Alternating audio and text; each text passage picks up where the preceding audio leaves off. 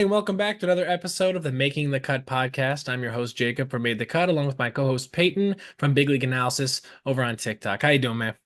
I'm doing well, man. Last night, I don't know if you guys saw, but Jared Jones, man. Oh, That's my new guy. Like I'm a yeah, big pitching guy, with 100%. Strider being down took a huge hit to my season because like I watch every Spencer Strider start. It's like that's like my thing. Tyler Yeah, Glass now became that guy for 2 weeks, and now it's Jared Jones. I am every time blown away. it's kind of crazy because he has a very similar repertoire, specifically to like Spencer Strider from last 3 years. I know he Yes. had added that curveball, but right now, just that nasty fastball slider. I don't. Does he have a third pitch? Does he have a changeup? I haven't seen a lot of So his breaking stuff aside from that. he does mix in a curve and change up. However, he is more of a two-pitch guy. The Yeah. second those are in progress. They are nasty in a like in on a one pitch sample, but he's a fastball slider guy. Like those still have to come a bit of a way. Not much, but they still have to develop. I actually saw somebody compare him to like a young DeGrom. Like I've been as seeing that too. yeah, if a young DeGrom was like throwing all out, because yeah, when Jacob first came up, he was throwing like 93 to 95. It felt like he was kind of taking a little something off to try to, almost like go more innings. That was more the philosophy back then. So to see him coming out, Jared Jones coming out and just throwing 100% all the time and just generating stuff we've never seen before when it comes to swings and misses. Like that is just, I saw your video on it. I've seen a few other people. Obviously, he's been on Pitching Ninja a ton. It's just Yeah. been great to see somebody on the Pirates be electric, dude. But speaking on that note, can I give you my first? Let's do it. Our first, obviously, we'll hop into our first segment here, which is does this take make the cut? And obviously, you have one. Let's hear it. Yeah, yeah, I'm just gonna stay on topic because I mean I jumped the gun because I'm obsessed. I'm obsessed. But pitchers have a hard time winning this award, but at the same time, we're in a thing where right now, National League is full of really good rookie pitchers. Yeah. So my take is a rookie, sorry, a pitcher will win one of the Rookie of the Year award. Uh, a pitcher will take home a Rookie of the Year award this year. Does that take make the cut? I think that it's tough with any of these awards. We talk about Yes, MVP as well. It's anybody can get injured. There's any number of of things can course. happen. However, I do think that take does make the cut specifically for this reason. We're seeing a lot of guys come up that we necessarily kind of expected to have an impact as position players. I think Jackson Holliday is a great example of this, who haven't been blowing away the world. Wyatt Langford, too, he's been productive, but I don't know if he runs away with Rookie of the Year at this point, No, based on it's gonna kind of his slow down performance. too. Exactly, exactly. So I think that's 100% in the conversation. And on top of that, too, I feel like good pitching can make a smoother transition from the minor leagues to the major leagues in 2024 than good hitting does. I feel like it takes a little bit more time to acclimate at this point. Someone like even, and we were just talking, Jared Jones, I think that you could easily see his teammate in AAA. I don't know why I'm blanking on his name right now. Obviously, he's the top Paul Skeens. Paul Skeens. Paul Okay. Skeens. You could see Yeah. him come up. I could, and he's allowed no runs at AAA. I could see him going out there and averaging 5.5 innings and 9 Ks.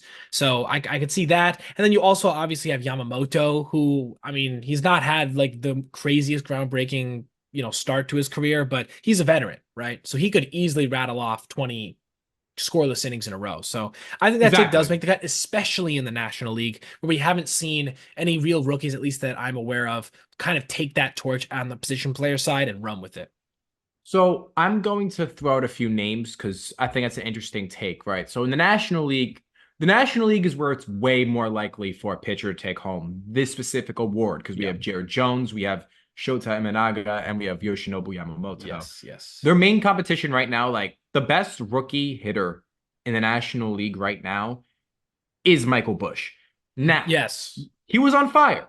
Yeah. But it's like one of those things like will they sustain it, right? In the AL, it's Colton Cowser, where Colton Cowser looks awesome, but it's like, can he maintain a 1200? Well, it's not gonna maintain a 1200 OPS, but Yeah. can he maintain like elite offensive production with a 30% K rate? We will see. Same thing with a guy like Blaze Alexander, where he's hitting the crap out of the ball, but he strikes out a lot, and he has a -7 OAA right now in like a Yeah. month. Pretty rough. But Yeah. regardless, I feel like also you've got like Jung Ho Lee, Hmm. who's Again, in hitting that for a good veteran bucket. Yeah. yeah, good average. Maybe not a lot of pop, but he could just outlast guys. But again, I know it's really hard to do this a few weeks into the season. I just think this makes for interesting conversation because, like last year at this time, the best rookie by far was James Outman, Yes. and he had a good season, but crazy slump. And then Corbin Carroll kind of ran away with it in the NL, right? Yeah. So I think pitching is such a weird thing because I feel like back in the day they gave pitchers Rookie of the Year awards. I think Michael Fulmer won one. Jeremy Yes. Hellickson, did Jeremy Hellickson win one? I'm not sure if he did. He did was placed very highly, Let's regardless. see. Let's see. The Jeremy Hellickson. That's a name. That's a Jeremy name. Hell Jeremy Hellickson won the Rookie of the Year award. There you go. Yes, pretty good year. But anyway, I think it's interesting. The only problem with pitchers, Shota and Yoshinobu Yamamoto, I could see them qualifying for an ERA title. I Yeah. don't think the Pirates are going to let Jared Jones qualify for an ERA title. I think they're going to cap him out and Yeah, kind of shut him probably. down in a very like on some like Strasburg, like stuff like I that. agree. Yeah. Because think about this. So it's really funny because everyone's comparing him to DeGrom, and I understand why. Because the stuff is electric, fastball, crazy vertical ride. The slider's disgusting. How old is Jared Jones? Do you know? I wasn't he 24? No, no, no. So Jared Jones was 22. Jacob DeGrom was 22. 20. Jacob DeGrom was 26 when he made his MVP debut. Wow. Or Wasn't Jones a 25. college guy? So did he just hop straight basically from college? No, so Jared Jones. I actually love this narrative, and I feel like this is going to get a lot of publicity in a few months. Okay, so we're ahead of the curve in the Made the Cut podcast. Jared Jones went to a rival high school to Paul Skeens. They played travel baseball against each other growing up. Wow. Okay. And Jared Jones right now is probably a top three rookie pitcher. I'd say he's the best one Easily. right now. Yeah. I mean, probably Shota like production wise because of the ERA. Right. But Will he if maintain you're it? We'll watching see. starts, dude, like this guy's unreal. When Jared Jones and Paul Skeens are the 1-2 for the Pittsburgh Pirates, that is going to be electric. And especially Electric. because they grew up facing each other, I think that's going to be you're going to see that in they're going to talk about that every broadcast, but you heard it here first. 100%. I just want to say that it almost reminds me a little bit of what we talked about in the last podcast, where guys are not necessarily going to be stretched out in the same way, especially first Exactly. coming up, as we used to see in the olden days. And I think that, someone like Jared Jones, especially if the Pirates keep him at a lower pitch limit, they keep him at a lower Yes. innings limit, if he continues to be as successful as he's being, at what point do you say, let's keep him in a similar role to that? Let's not try to stretch him out as much as we possibly can, and let's get as much production as we can out of him.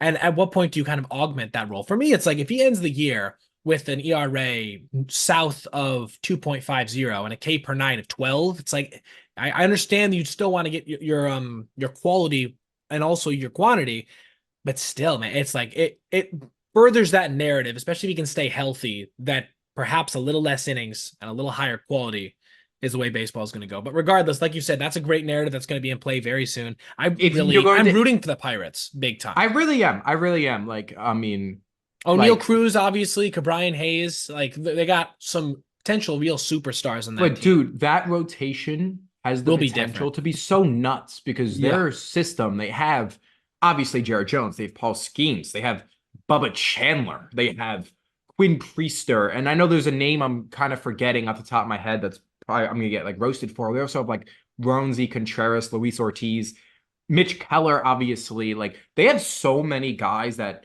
in a year or two they could form some sort of dominant Super team. rotation, like Yes, super agreed. rotation. Like they could have something really special. Like they're gonna recreate that Mets photo from 2016 or Hopefully it 15. works out a little better for them. Yeah, But like you know what's but funny but though? but but but the thing is, though, I was gonna say, sorry, it's just that's a really interesting comparison, right? Because you have Yeah. the kind of vet guy, like I mean, Matt Harvey in his prime was definitely better than Mitch Keller, but I think I'm at the point where it's like you have the intersection of the little bit of the old generation, but not quite for a team that hasn't had the greatest success recently, like the Pirates, and like this new gen, and they're gonna have a really Yes. interesting rotation very soon. 100%, dude. And I think this leads into the question that I have for Yes, my making the cut.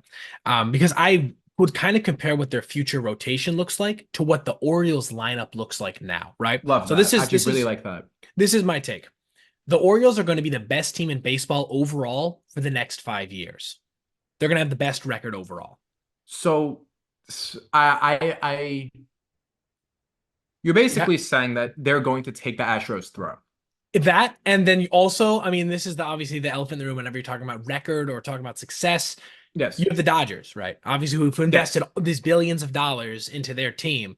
My take essentially is that because the Orioles haven't even hit their stride yet, and they're already as successful as they are and as well put together as they are, they're going to actually edge the Dodgers out over the next 5 years when it comes to their overall success. And I'm also including postseason success in that, right? The metric here is Yes. not just Yes. wins in the regular season. Maybe the Dodgers overtake them in that, but I think the overall success of a team is not just contingent on regular season wins. Right. I think obviously 2024 is a very important year. Yes. However, I do think it's going to be interesting to see what the O's do in off season this year and off season Yes. the next year. How do they decide to do a splash? Like they have new ownership. They've kind of revamped the front office, right? Yes. They have the superstardom. They're kind of a trending team. Do they bite the bullet and be like, yo, like we're the O's? Chris Davis albatross contract in the past. Like we're gonna spend again. Like Right. I feel like that should happen. Yes. Baltimore is in a place where they have something so special. They have all these guys on these rookie deals. Let's make a splash. Yeah. I mean, off the top of my head, I don't necessarily know like free agency in the next couple years, but I feel like, especially with that, not every, like their homegrown talent's awesome, but every team, every superstar, every super team is a mix, right? You have Yes. you have like a homegrown core, and then you have like the important pieces you slotted in. Right. I think that'd be interesting. Um, do I think the take makes the cut? It may be a bit early for me to fully commit to that. I get where you're coming from. This is my perspective on it. So I did a lot of thinking about this, and I was Yes. trying to narrow down the time frame. 3 years, I wouldn't say it does, but Yes. 5 years. This is There where you the go. Dodgers start having some issues. Freeman, amazing baseball player, still amazing this year, right? He's not off to the best power start, but I mean, he is Freddie Freeman, right? He's going to get his 25 homers and his 50 doubles and his 330 batting average. This is just who Freddie Freeman is at this point in his career. However, 5 years from now, Freddie Freeman's going to be almost 40 years old. Shohei Mhm. Ohtani, again, MVP level start, even as a DH. Like he's in that mix. He's in that conversation right up there with Betts and, everyone else who's off to a great start. Marcell Ozuna from the Braves, obviously. Don't But even. Crazy, five crazy. 5 years from now, Shohei Ohtani is going to be in his mid 30s, right? And then you have Mookie Betts, again, amazing MVP level talent. 5 years from now, he's in his like mid to late 30s.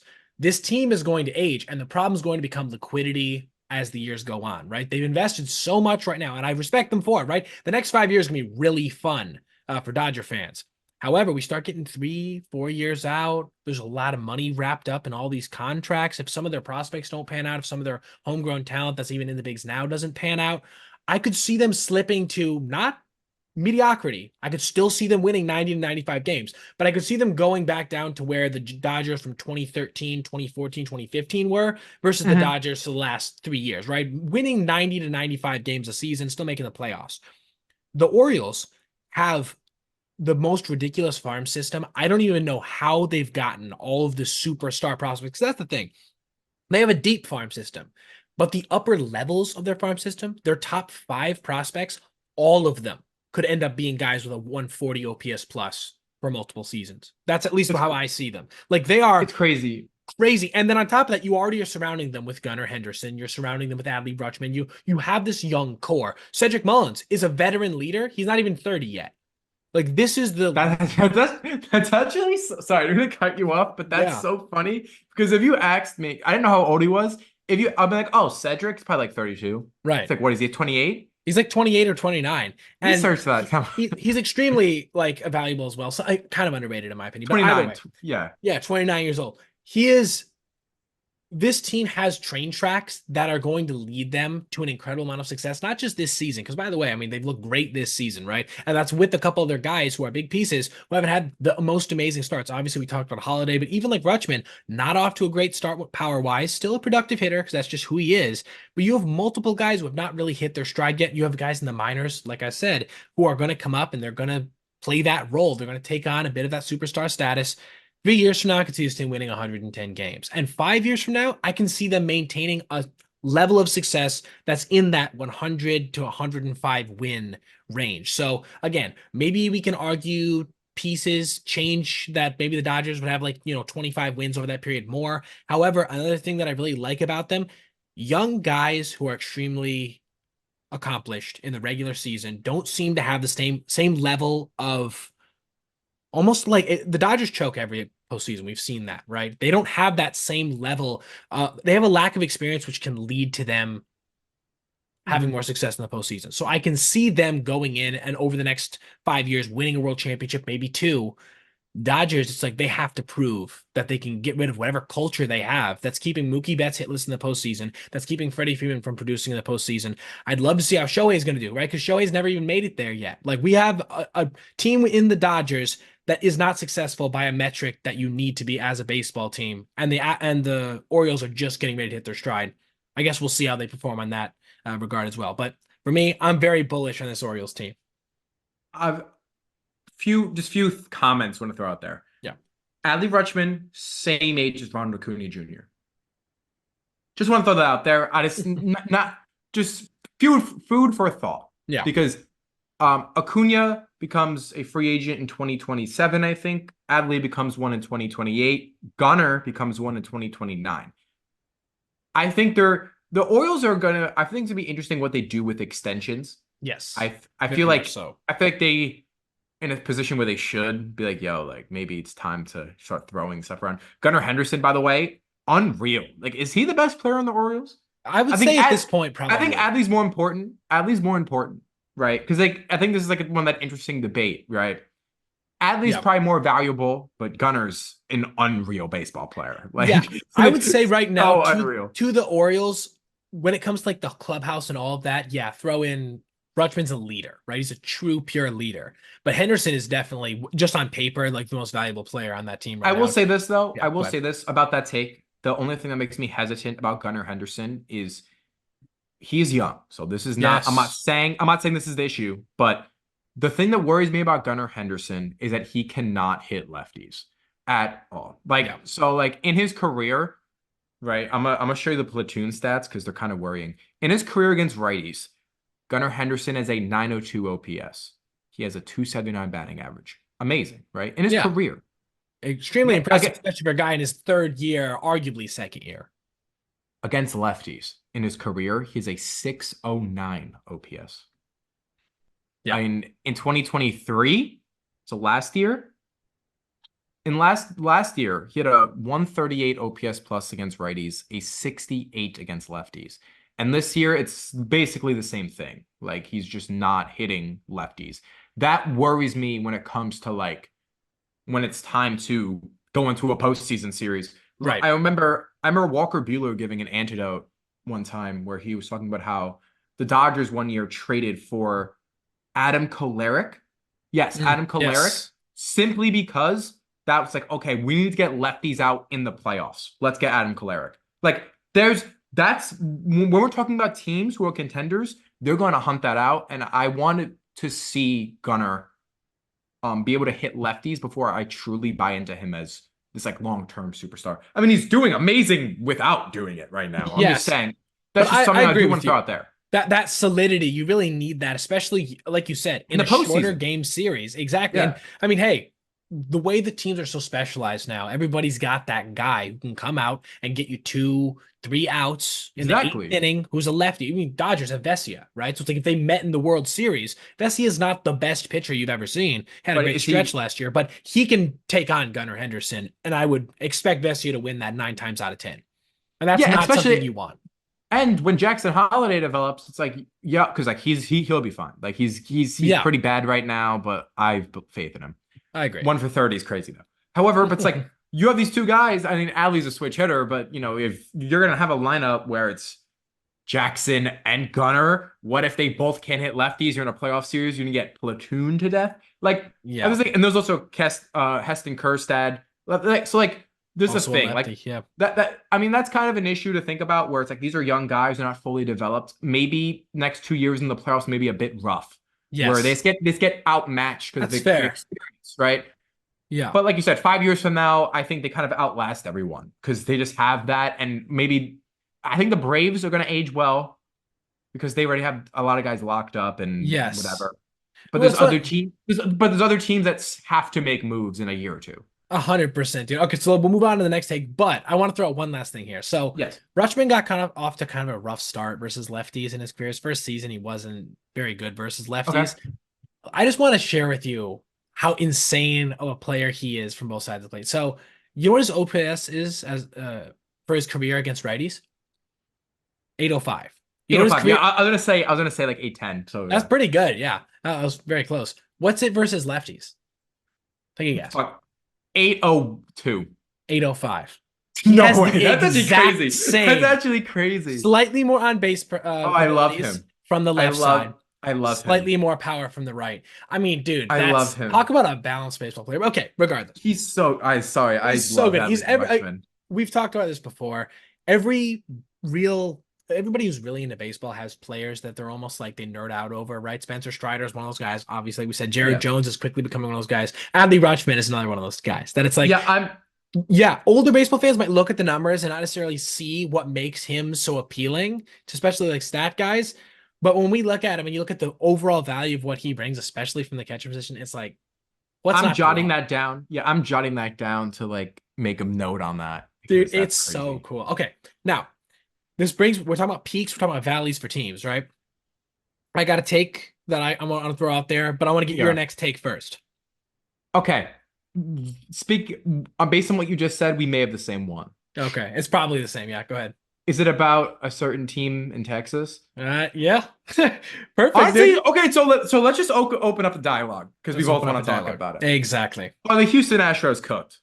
Yes, I think so. Now this is what. Okay, let me throw some stuff out there. Yeah, yeah, People are okay. gonna see that. They're gonna hear that. They're gonna be like, if you just clip that and threw that out there, Yeah, it we're, doesn't we're, make we're you gonna look get good. grilled and we're gonna be in edits for the next a year from now when they win the World Series. Exactly. So hear me out. Hear me out.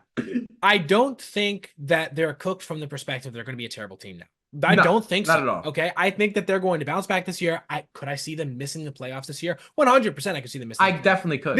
They've had really bad injury luck. They're probably not going to have that next season and the year after that. So, this year is a bit of an aberration just from that perspective. But I have to say, I think that they're over the hill of their success that they had before that, right? I think Yes. the dynasty's over. Can they still be a good team? We were talking about that with the Dodgers a second ago. 90 to 95 wins is a great baseball team. There's nothing to be ashamed of.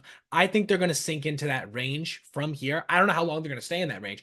Honestly, one of the things I'm a little disappointed with them in is that they haven't done a great job of adding pieces to this team that's been good consistently. If you think back to the last 5 years, what real huge impact pieces have they added versus letting go, right? Springer left, Correa Sure. left.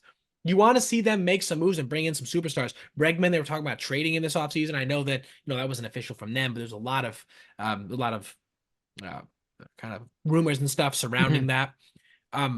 You want to see them at some point like really go out and get some big pieces to complement what they already have, specifically in the rotation. I don't really understand why at this point in the Houston Astros, um, essentially like franchise history, they're not thinking let's load up on pitching and then let's win another World Series. So I think it's really interesting. They were linked to Dylan Cease at some point. They've been linked to guys and they never pulled the trigger, and I can understand that They because got they Josh gave Hader, dude. you know why? Game Because changing.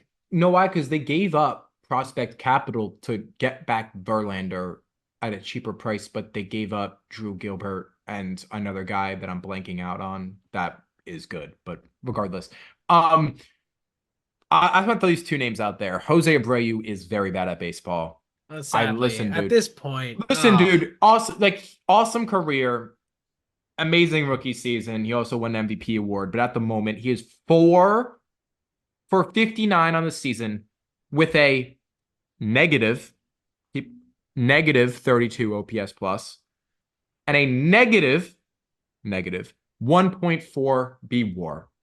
It is April 23rd, and he already is. This might be the worst month in baseball history. Like, I know that sounds crazy, but like, it have you really ever heard? he Have you ever has heard of a no guy do that? exactly. And what the sad part is that at this point in his career, when it comes to defensive value, as much as a first baseman can bring, he's also terrible. Like he's not mobile at all. And Yeah, so it's like he can't really bring anything but his bat. And last year was a really bad year for him, you know? And he He did he not. weirdly heated up, but still it didn't salvage anything. And like here's the thing, I feel bad. I feel bad talking negative about a guy who's had such an awesome career like Jose Abreu. And Yes. I'm not really mad at him. I'm venting my frustration because this is a guy who is good, and it sucks seeing a veteran like this be this atrocious, like Yeah. unplayable. They have Joey Loperfido in the minor leagues right now, who's leading like AAA in homers. Like, I don't like there's no like I understand. You have him, you have John Singleton, they're vets, whatever. You have a young guy who's hitting everything out of the ballpark. Just give him a shot. It's because there's a negative 32 OPS plus. That's Crazy, dude. But you know what? That goes back to kind of what I was saying, where it's like, I love Jose Abreu, but everybody and their mom knew Jose Abreu was not the guy who was going to lead the Astros overall lineup, right? Where it's like, you got Jordan Alvarez. He doesn't even have to lead the lineup. We need a complementary piece, right? We need somebody who can go in there, bat third, bat fourth, wherever you want to put Jordan, put him, or orient around that. But you need somebody who can get in there. Preston Tucker is a great player. I think Preston Tucker is your quintessential number two hitter, you right? said Kyle Tucker, right? Kyle Tucker. Is So I always confuse him and that his his brother. brother's name? Is that his Yeah. brother's name? And he played for the Astros too. So I always confuse those Yeah, two. right. So I was confused. You know what's funny? Sorry, side note. Good. There's a reliever on the Mets named Reed Garrett, and I cannot Hmm. for the life of me, I keep messing up his name because I keep calling him Garrett Reed because Oh yeah. it rolls off the tongue. But 100%. it's sorry. So I side note because I recorded a whole video and I was about to post it today, and I mentioned him and I said his name backwards, and I was like, "What the heck?" Sorry, continue. Yeah, 100%, dude. But yeah, exactly, dude. Like, I think that Kyle Tucker is a quintessential number two guy. He's perfect in that role. Gets on base a lot, steals way more bases than you'd expect based on his speed peripherals. He's that Yeah. guy. He really should be in that two spot. So if he's batting third or fourth, it shows your lineup has a little bit of a lack of depth. Bregman's not that 3-4 guy anymore. Altuve's great, but again, I'd love personally, if I'm an Astros fan, I would love Altuve leading off, right? He's still hitting the crap out of the ball. He has some power stuff, but you wouldn't mind having that guy, Altuve, bat first, get on base a ton, and set it up for the rest of that lineup. They don't have that consummate four guy who can kind of clean up. They are kind of moving things around in such a way as to try to find things right now. And unless their offense is just ridiculous every night, which they've had some hot streaks this season, but unless their offense is just ridiculous every night, they can't make up for their lack of depth in their starting rotation right now. I will say this: Altuve has been leading off, Okay, fair but enough. Yeah. and he's been awesome, by the way. Amazing. Amazing. You He's keep him been there. You want him there. You don't want him yeah, moving like around. I will say that yeah, like Jose Altuve aging like fine wine. Like it was so funny. He had his MVP season, and then after that, it was like very good seasons, like a few, and then it was like 2022. He like hit his prime again. Yeah. Like, dude, like I just want to like I'm gonna show some love to Jose Altuve. I'm a Yankee fan, so Yankee fans gonna be like, "Oh, you fake." No. Yeah, Listen. exactly. Jose Altuve won an MVP in 2017, and then like declined a bit, and then 2022 at 32 decided, yo, like I'm kind of like an MVP player again. But Yeah. Josh Hader, Yes. big money Josh Hader has more earned runs this year than he did all of last year. I know. That's crazy. That's something I did want to mention. Funny enough, was like, this is the next place I was And going to. sorry. Good. I just want Good. to throw this out there now. More earned runs this year than he also had in all of 2021 as well. And yeah, and 2020, but that's just like that was like a month. But Yeah. in 2021 as well, like it's so like is he just an every other year guy now? Because 2022 was a disaster of a year as well. But like, dude. I watched I watch a bunch of Astros games. I watched, the whole Yankees series, and then I've been keeping tabs on them because it's like I know the whole narrative of the Astros is they always start slow. Last 3 years, it's like, oh, they've kind of started slow, but through 23 games, they had a 12-11 record. Right now they have a 6-17 record or something Yeah. like that, which, as I've said, no team has ever made the postseason after starting 6-17 in the last 100 years. One team technically did, which was the 1981 Royals, but that's a strike shortened season, and they made the playoffs by winning their division in the second half. Dude, So I think dumb. they're It's very cooked for dumb. this year. Unless they can always go on like a national-esque run from 2019 again. Of course. What's funny is that, obviously the Nationals weren't in as big a hole, but they also didn't have nearly the pedigree. So I could see it. I could see it. this is what I want to say about Josh Hader. So there's a lot of people out there freaking out right now who are Astros fans, right? That it's like, oh my God, we overpaid. This is terrible. All the stats you threw out there. I do want to throw out one thing, okay? For anybody that's panicking on the high end right now, Josh Hader will not keep giving up this many hits. His stuff is still Yeah. too good. His stuff has not declined. And Yeah. I want to throw one thing out there that I've never seen a stat with this level of discrepancy. His FIP last year. Can you tell me what his FIP was last year? Throw a guess out there. His FIP, I'm gonna say 2. Okay, his FIP was 2.69. Higher than Okay, you think. okay. Over double his ERA. Okay, What do you okay. think it is this year? Low, it's probably like the same thing. Yeah, 2.77. So, Okay. yes. Hey, listen, I understand. Okay, he's given up 11 hits, right? That's way his hit rate is double what it was last year. Yeah. However, his strikeout rate's also 1.9. His walk rate's about the same. He's not going to keep getting the same level of bad ball luck that he's having right now. And the stuff is still good. He's going to even out. He's not going to have the same, just because of the nature of how many earned runs he's given up. He's not going to have as good a year as he did last year. But that pitcher you signed is still there. And if you went on some crazy run and ended up getting to the postseason, you're going to have the Josh Hader that, you're going to have. Like, that's just the nature of who Josh Hader is. He could go on another, like, cold streak. But right now, this isn't really quintessential cold streak Josh Hader because he's only given up one home run. Yeah. Right? He's not giving up a lot of hard hit balls. Yeah, I feel like it's so funny because like the Astros are so weird right now too because when okay, think about this. So I expect the Astros to bounce back this year. You say the same thing. Yeah. But the AL is a gauntlet. It The Ash is. the Astros barely made the playoffs last year. Like Exactly. I There's feel like a I decline. feel like we lose that. I feel like we lose that when we're talking because they almost made the World Series, but the Astros barely made the playoffs last year, and their team right now is gutted, and they don't have the starter depth. Their Once offense has Framber went down, I kind of yeah was like, all right, like we're probably yeah not going to see that's a what I'm saying. postseason team And this then year. it's a bit so that's why I'd definitely be worried if I was an Astros fan. Like I mean maybe some of them are chilling, but like I'd be worried because they Yes. need to go on a run because the whole AL Central, sorry, not AL Central, the whole AL East is insane. They still in a division with the Rangers and Mariners who have better records and can go on runs. Central has the Guardians are looking better because now it's another team fighting for a wild card spot behind them because I think they're going to win the division. It's scary for the Astros to be this bad because they could be in a position where they have to go on a run, like the Padres last year, for example, to slip into a spot, and it might be too late when they figure everything out. 100%, dude. I want, before we move on, because obviously we have a lot to talk about today with our ranking Cy Young winners, but Yeah. I just want to like give the Guardians their flowers. They had a decided change over this offseason. I don't know if you ended up seeing that, but I think it was Quan who said that like their hitting coaches basically came to them. We're like, you know what, guys, Yeah, yeah, we've had exactly. We're gonna start yeah. trying to hit the crap out of the ball. And they are. How much has that worked for that team? Because for a And they long are, time, man. exactly, they've been that team who it's like, we're going to go out there and not strike out at all and put the ball in play. But it's 2024, and a couple more Ks is not going to kill your team if you can go out there and throw up 12 hits a game, which they've been doing. Their offense has just been crazy so far to start the season. They're limiting I'm their rooting for them to be potential. good. That's what I'm saying.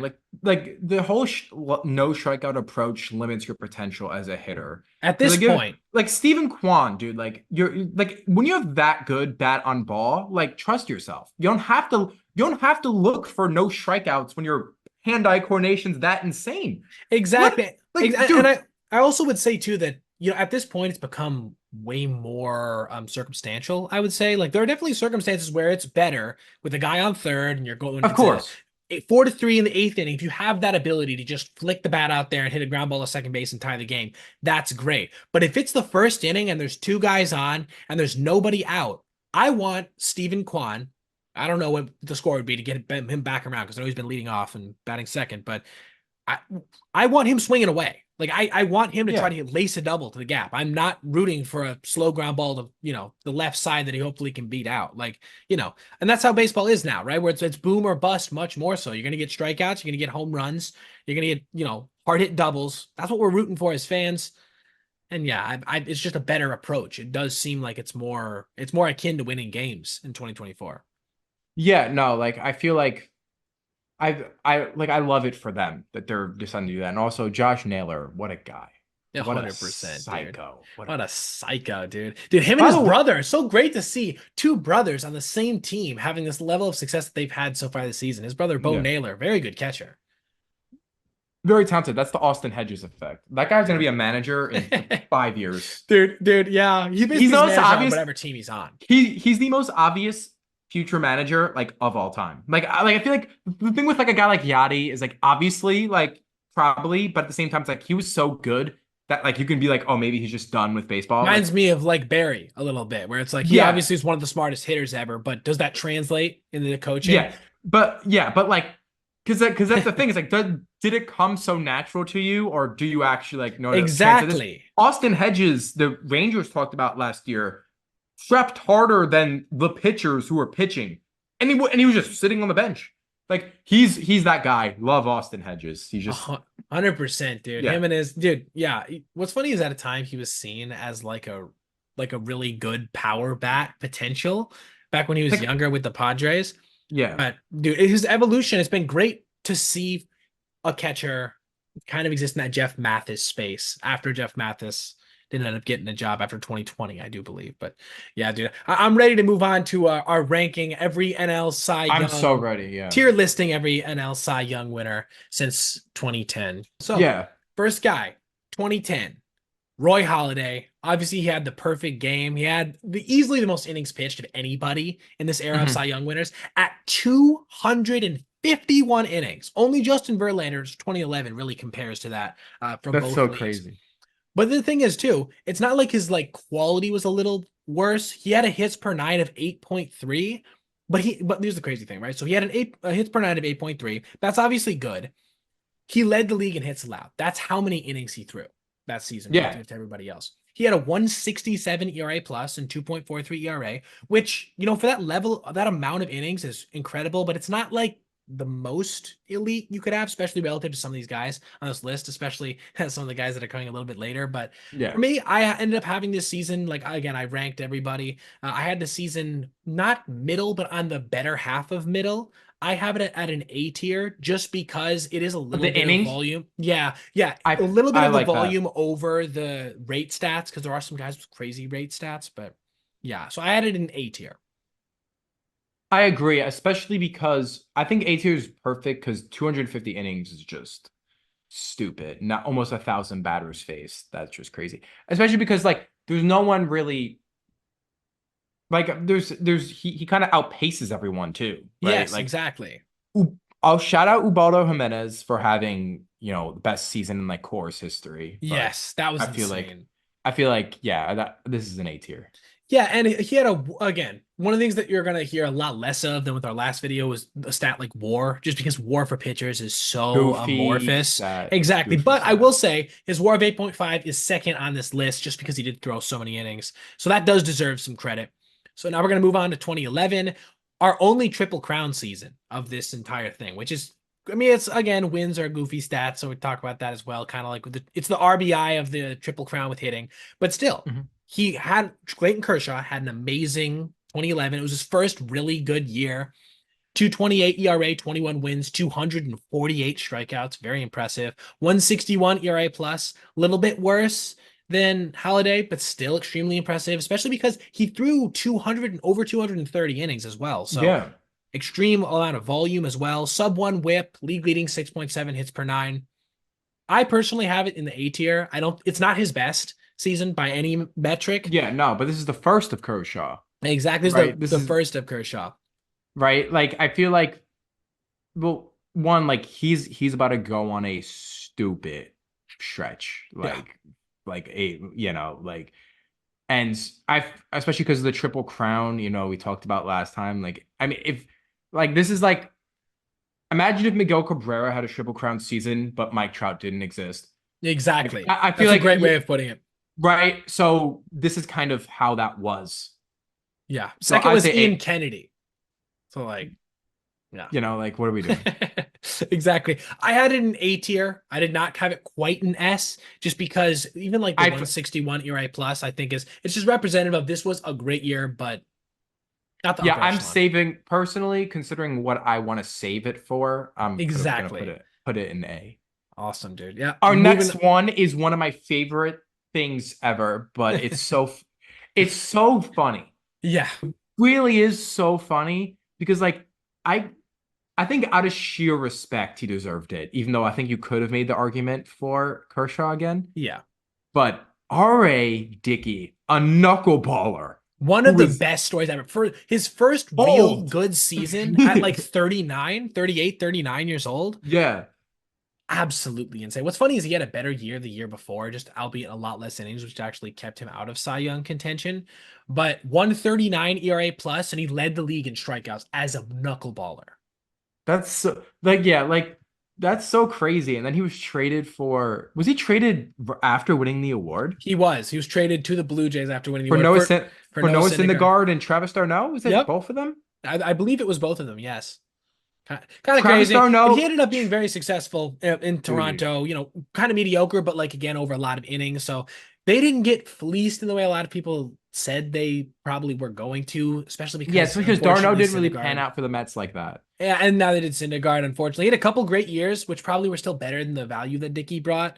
But, unfortunately, Syndergaard had all of his injury issues. But for me personally, I kind of can't give this above a B. I love it. I love the story, but a 139 ERA plus just is not comparable to some of the other guys that we have on this. Actually, pretty much everybody else on this list. Kershaw also, I do have to deduct a couple points for the fact that, in my opinion, he pretty solidly robbed Kershaw, who had a better ERA plus by 11 points, Yeah. better ERA, better K per nine, WHIP, better hits per nine. Pretty much all the metrics. They weren't like runaway better, but they were better enough by a solid portion that I can say he probably snuck in there and robbed him of it because of the story. But so I have it in B tier. For my rankings, I had it ranked 14th. It's not of all 14 seasons. To me, it's probably the worst numbers wise, which says a lot. I mean, again, it's a Cy Young season, so it's still Yeah. really good. That's why it's a B tier. It's not any lower than that. But yeah, I personally have it there. So I want to throw like an anecdote out about this season because this is what the thing I remembered most that I think is interesting. So wait, where is it? I had it. Okay. June 13th to June 18th. Ari Dickey made 2 starts. He threw back-to-back complete games. Can you tell me how many hits and strikeouts he allowed combined? He allowed 2 hits, and didn't he Yep. strike out 12 or 11 per game? So he got 22. 18 20. innings, 25 strikeouts, two back-to-back one-hitters. That's so nuts. That's so So nuts. I'm trying to load up a stat head search because I want to because that's so interesting. So because he had back-to-back games of a game score of 95. That's I crazy, want to see dude. how many guys have ever done that. So that's loading, but we can move on and Would I you can say move it's back. B tier, or would you say it sneaks into A? No, no. I think it's still B tier, especially because like it was kind of a narrative award, right? Like Yeah, exactly. I would have I think that and the fact that it's an awesome story. However, I feel like we have better ones coming up, even though some of Yeah, these. So I feel like it it deserves its respect, and it won an award. However, I B agree. tier is perfect. And out of those 14, I just want to do a little recap. I had Holiday at 6. I had Kershaw's 2011 at 8th, and then I have R.A. Dickey's at 14th. So we move on to our 2013 season. Easy. Easy S tier. We're moving into the Kershaw Yeah. domination territory. Oh ERA wait, plus. sorry, not to cut you off. Ari Dickey is one of 3 players ever to have back-to-back games of a 95 game score. That's crazy. The only other Yeah. players to ever do it were 2015 Max Scherzer, who Yeah, almost two crazy guy, back-to-back no-hitters. and Cy Young. Oh yeah, yeah. And who So the award's named after? It was in dedication to Cy Young that he yes, had those two basic. starts. He was the first person to do it since Cy Young in a Cy Young season. Now That that's narrative. that's That's worth it aura. right there. The price of admission alone. That's why he Yeah. deserved the award. Okay, but Specifically that. back to Prime Kershaw. Prime Kershaw. Dude, Prime Kershaw, 194 ERA plus. Over Yeah. 236 innings. And the thing is, he hadn't really hit his strikeout peak yet. He wasn't quite a strikeout in inning, but it came with an ERA of 1.83 and 0.92 whip. Dude, It's just so stupid, bro. over that amount of innings, that's the thing that's most impressive to me is you'll kind of see a bit of a bias here when you see me ranking some of these guys.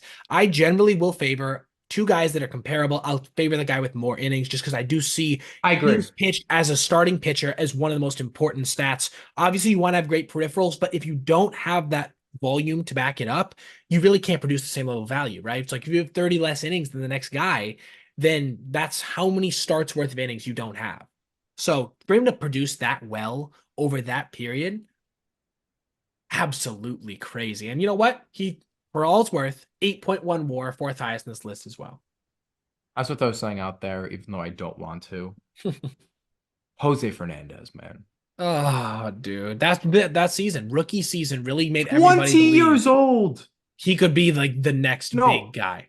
there's no believing he was. Like Yep. that's like no doubt about it. No doubt Oh, about it. I know, only going down this rabbit hole because like the way, whatever. But like, yeah, Jesus, like he's crazy. would have been the best pitcher in baseball still. I 100% believe he would have put up some of the best. I mean, he would have been the best pitcher in Marlins history at least, and Oh, that was kind of a guarantee. I mean, it's kind of a He guarantee. kind of is now still, He but ruined. I he mean, would you know have what's broken all the funny? records. He kind of ruined the Marlins when he passed. Like, not. Yeah, It not was. on It purpose. was his actions. I mean, it was his actions, and he sadly took two people with him. But like, Yeah, but still, I mean, the tragedy of the whole situation kind of gets lost a little bit in there. That it's like the team was on its ascendancy, and then they dude, completely failed and traded all their best pieces, like which ended up having more success in other places. Everyone but Stanton, obviously. dumbass kid, man. It's so sad. Like, So I sad. can't. Every time I think about it,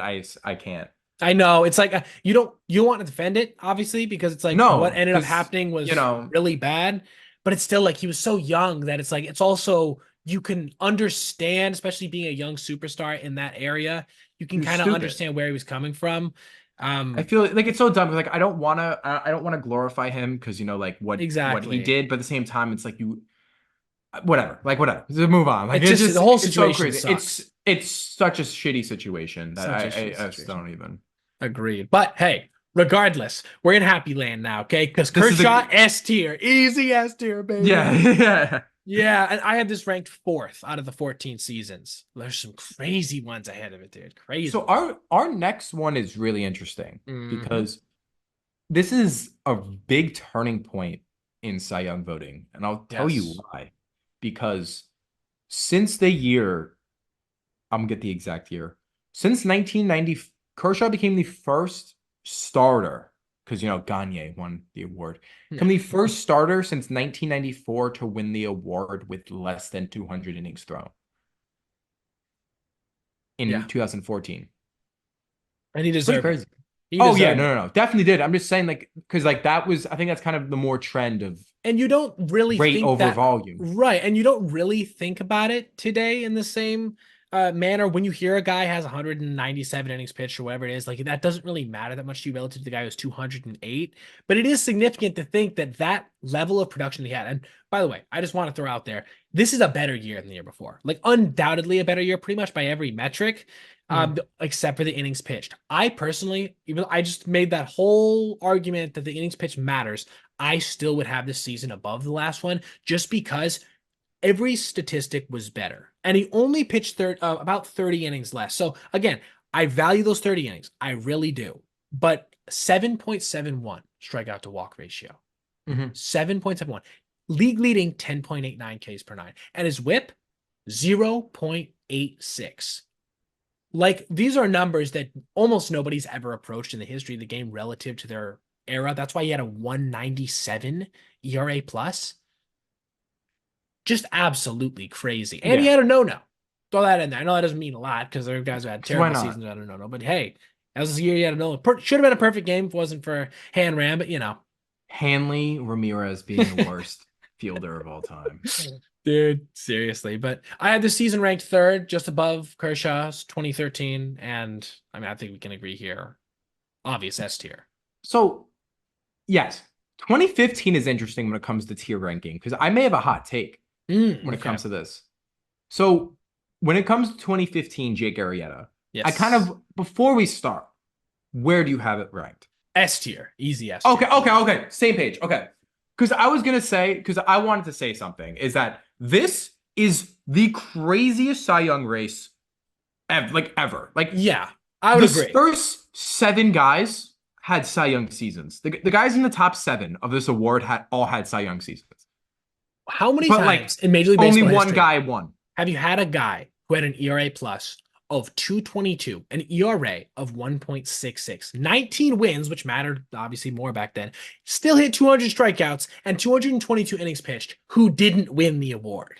Dude, it's so crazy. And you know what's crazy about Zach Greinke that year too? Hmm. He had a 45 or 43 inning scoreless streak. One of the quietest overall dominant Just did stretches. it. I Just like, don't yeah. remember anybody, like, people were talking about it a little at the time, but when you think back and you have people name like some of the most overpowering stretches in recent history, people aren't necessarily going to jump to that. Probably because at that point he was a bit more finesse than just pure power. But my God, that was crazy. And Kershaw, of course, was still doing Kershaw things.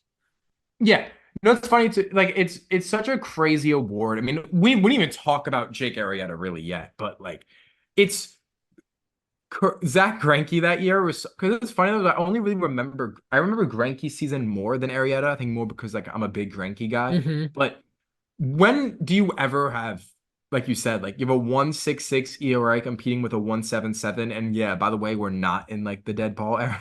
Exact. And Kershaw, Like, what are we 300, doing? Kershaw, 300 strikeouts that year. Yes, sorry, missed that.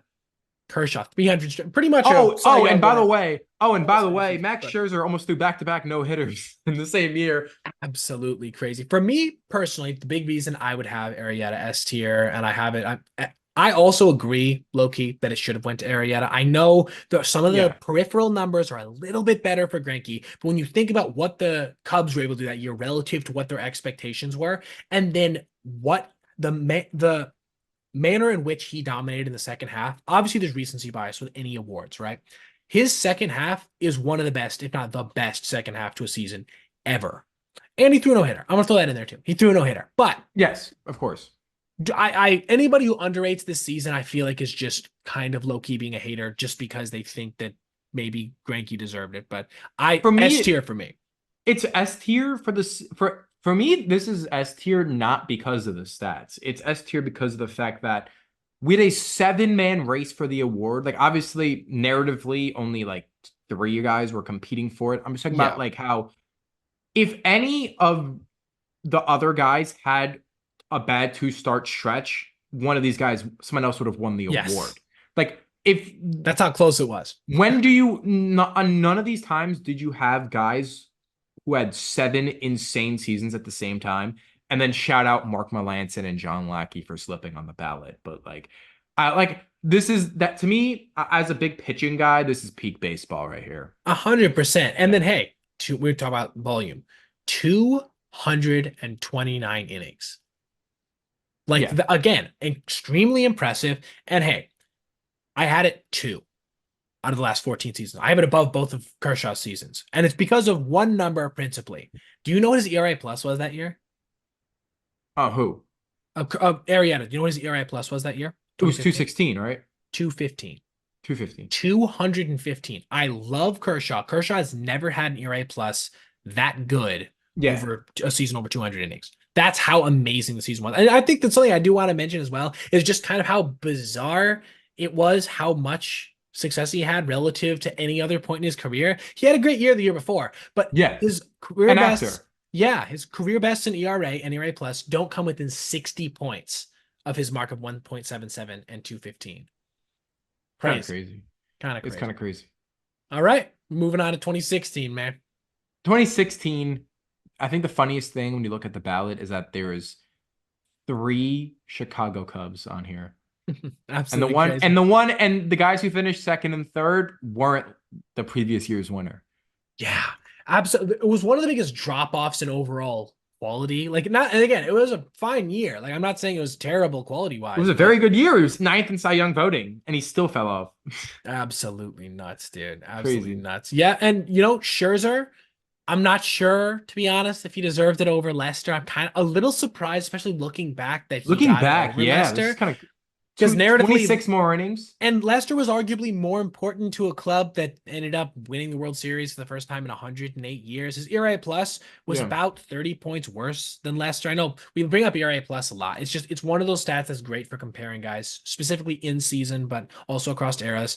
He struck out almost 300. Scherzer did. So, big props to that. Obviously, 228 innings. He met that like kind of like quota you need to have a truly elite season in terms of volume. But his ERA of 2.96, not quite nearly as good as most of these other Yeah. guys. Pretty much, I There, think there, it's the there highest has ERA to on be the list. something that there has to be something that like I'm kind of forgetting, like a drop. No, because John Lester had a nutso second half that year too. Like it wasn't like he just kind of fell off down the stretch. Almost It- a K per nine as well. 202 innings, not a crazy like less amount. It's not like he was at 173 or something like that. I don't know. Kind of bizarre to me that he didn't end up winning. His FIP was obviously worse because that's just I the will nature of say being a this. ground ball guy. I will say this about Max this year is that maintaining an ERA under 3 while allowing 31 goddamn homers is Is nuts. that's still insane. And it That is deserves credit. nuts. For me, I have this ranked That 11th is out of nuts. Yeah, 11th out this is of B tier. 14. Yeah, B B tier. tier, pretty solid B tier. For me, Yeah. it's like coming closer to the A tier just because the amount of innings, then he still was extremely productive, but it's B tier. It undoubtedly is in that category for me personally. Yep, dude. Let's bring it back to another race. Of course, crack. Another good race in 2017. 2017, man. Because Back to back. Max, man, Mad Max. And this is crazy. Like, when will you ever see the top 3 finishers in Cy Young have the same ERA plus? Oh, technically, Kershaw had a 1% bet, same ERA plus. Basically the same thing, yeah. 1% better. Like, that's crazy. So that's why Max won it because he had 25 more innings. Yeah. But like, it's just crazy to think about that these guys, from a run preventing standpoint, basically were all the same. But Max was like, "Yo, like I threw 2 complete games, made 4 more starts." Give me. Exactly. That's what And it was. That's easy. That's easy. 100% 268 Ks. I think you joined Randy Johnson as like the only guy to lead his league in strikeouts for 3 straight seasons the year after Mhm. this, but he had a crazy strikeout run over that point. Second best ERA of his career at 2.53. Shout out that 2022 season, which actually like low key is the best of his Whoa. career, which is nuts. Yeah. Um, he tossed about 200 innings, like you said, solidly more than Kershaw and the guy who was in that race. I'm forgetting who was the third guy in that race. Who was it? Strasburg. Strasburg. Yep. Yeah. His teammate, funny enough, didn't siphon enough votes off of him. So I'm glad to say You know what's that. crazy? It really is But crazy though. Sorry, I just want to throw something out here. It's really crazy that so in the top 6, can you tell me who the third Washington National pitcher was? was it Gio was Yes, passes? it Was was it Gio? Gio Gonzalez. It was Gio Gonzalez. He's actually finished in Cy Young voting a few times, really enough. Yeah. That's actually the baseball glove I own. I have a Gio Gonzalez A2000 Oh, that's Prime, nice. That's awesome. legendary glove. Number 5 in Cy Young voting this year was Kenley Jansen with With his an great year. absolutely insane season. Bonkers season. Bonkers season, dude. Yeah, I had this as an A tier. I think that Yeah.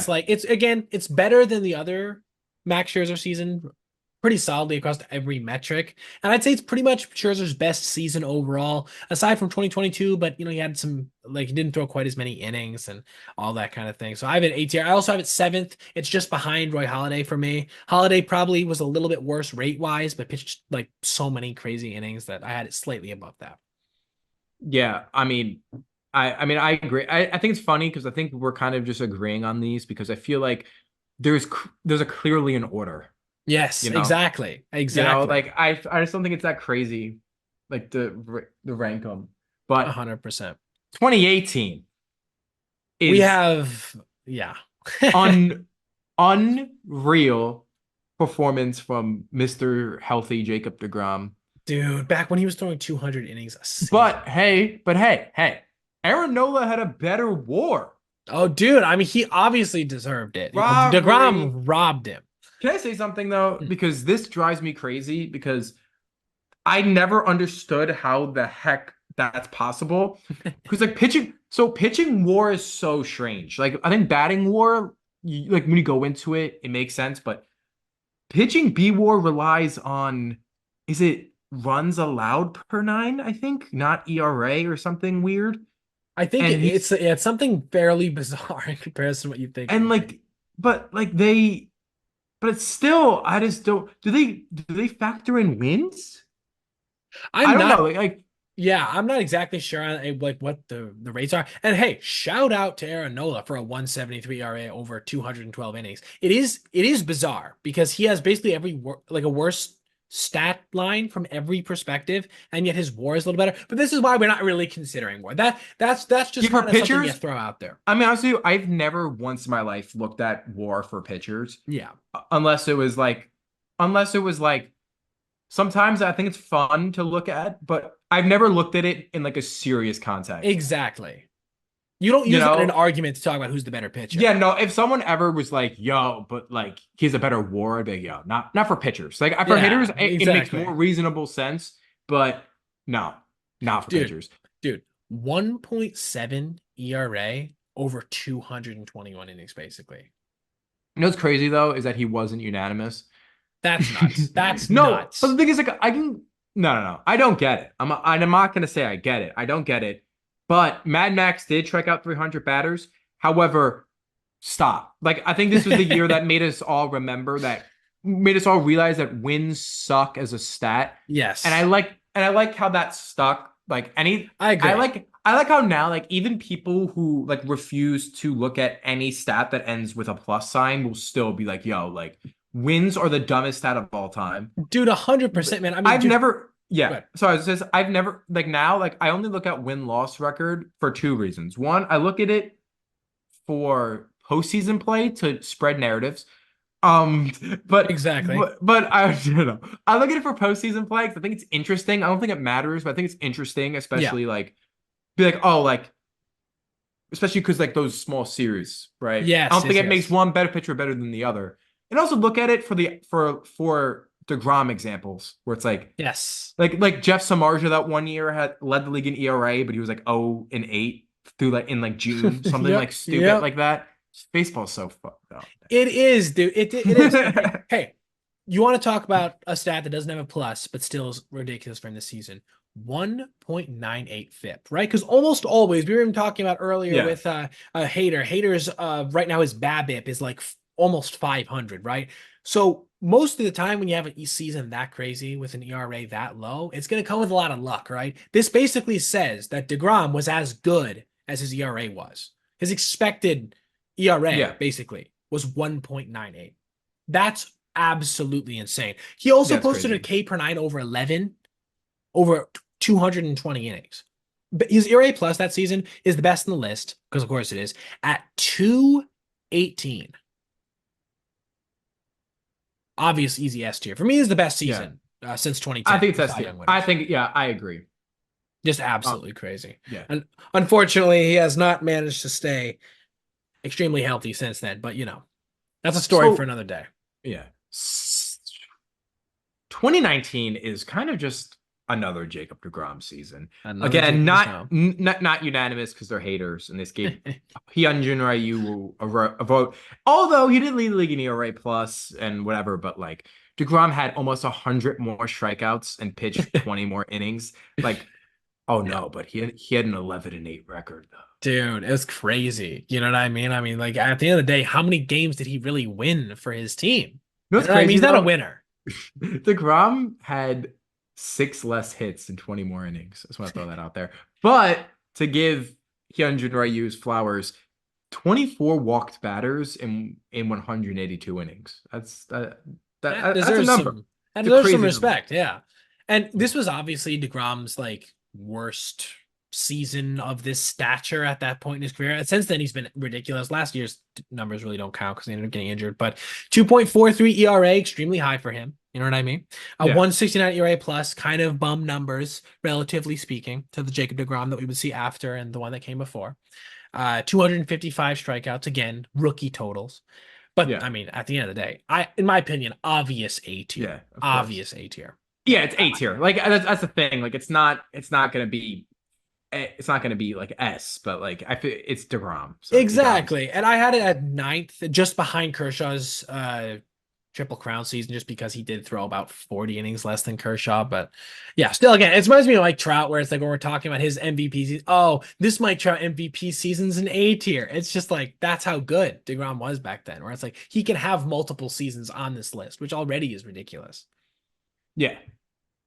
All right, we come to the best season in Major League Baseball history, undoubtedly the most loved and respected, which is 2020. Yeah, from the most loved and respected player as well. Exactly. Trevor Bauer, absolutely zero controversial things about this definitely whole yeah. situation. Okay, I'm just gonna say it. This is the worst one, and and this is not. I know, like, there's be some Bauer babies in the comments gonna grill me for this. but no, like, listen, like, strip anything away. Like, not only for one, it was the 2020 season, but like, he kind of just like, this is him and Shane Bieber. I'd say the same thing about Shane Bieber too. So this isn't directed at your Lord and Savior. He didn't. He faced only one team that was above a top 20 offense all season. That's crazy. Wow, it was the White Sox, and he pitched great. Stat. And he pitched great. Like, he pitched great against the White Sox. Like, no hate, but like, he kind of just carved up AL Central teams over 11 starts.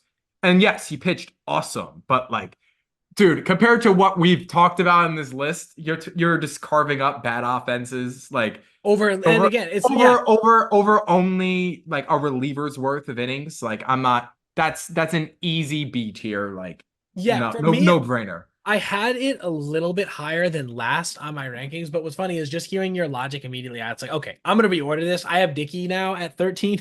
I'm gonna put Bauer at 14, just because, I mean, when you look at his numbers on the surface, it's like, okay, we have to appreciate a 284 ERA plus, of course, 173 ERA, but it's like, just hearing, I've never actually heard that specifically, that he was facing teams of that quality, and it just goes to show any pitcher that is extremely good is going to have stretches in a season where they're going to face a bunch of bad teams. And that's probably going to be where they accumulate a lot of their best stats, right? I mean, that's just how it goes.